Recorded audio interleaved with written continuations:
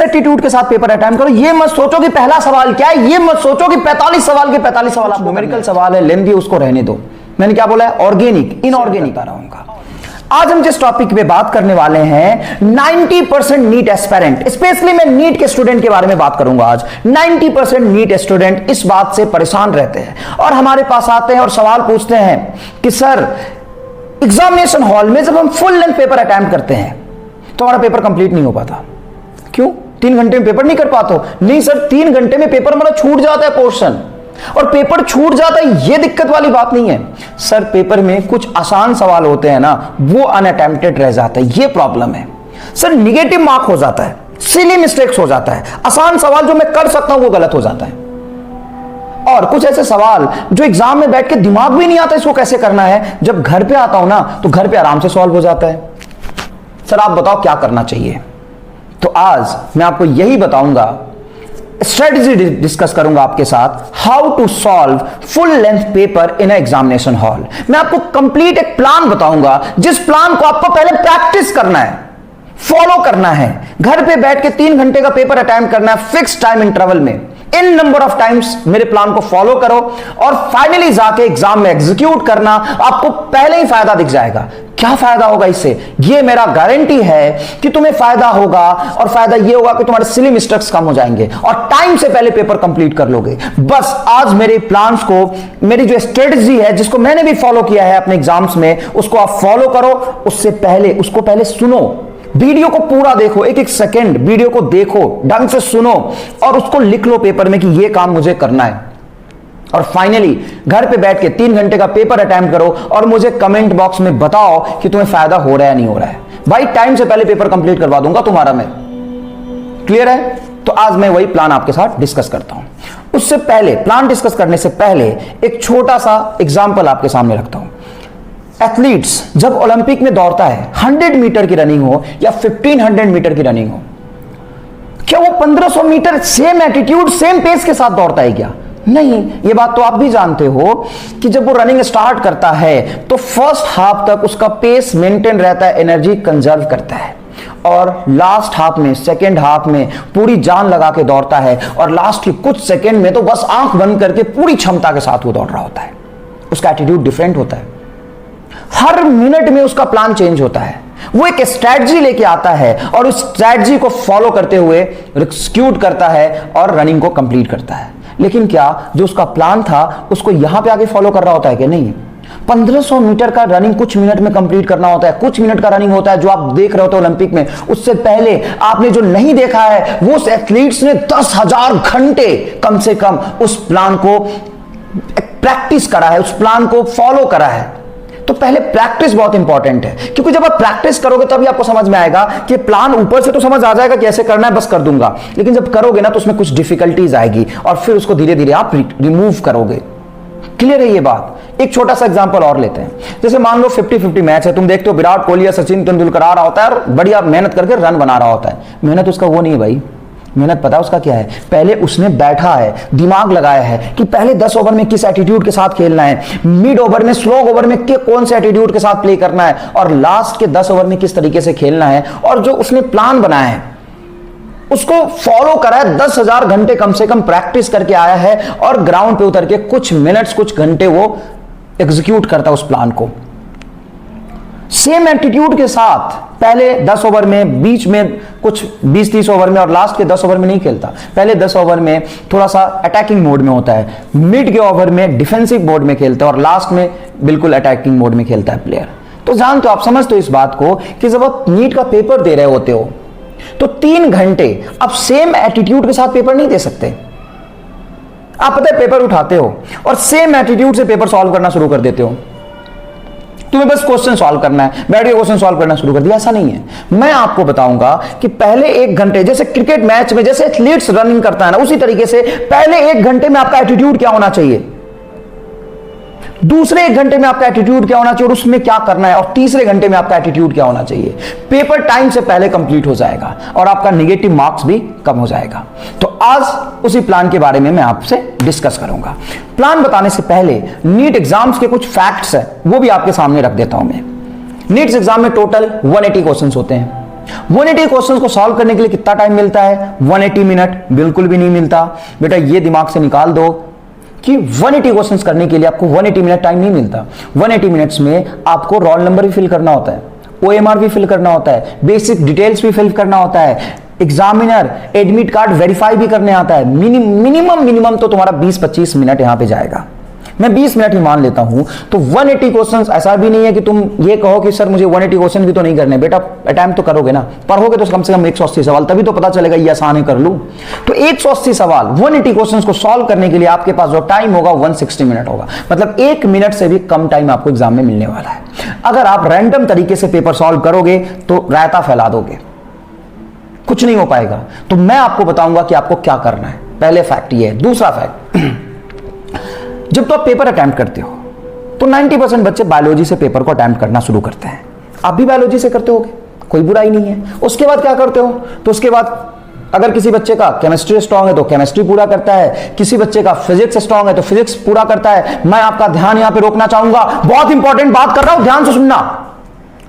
अगर तुम बायोलॉजी के बाद पूरा केमिस्ट्री करते हो तो बहुत गलती कर रहे हो, और या बायोलॉजी के बाद पहले फिजिक्स पूरा करते हो तो बहुत गलती कर रहे हो। मान लो कि मैं बैठा एग्जाम में या आप बैठे एग्जाम में, आपने बायोलॉजी के बाद केमिस्ट्री किया और केमिस्ट्री उस साल टफ आया और तुम केमिस्ट्री के क्वेश्चन एक एक करके करते जा रहे हो, बहुत टाइम लग गया, तुम फ्रस्ट्रेट हो गए, यार केमिस्ट्री तो मेरा स्ट्रांग था, इसमें टाइम ज्यादा लग गया।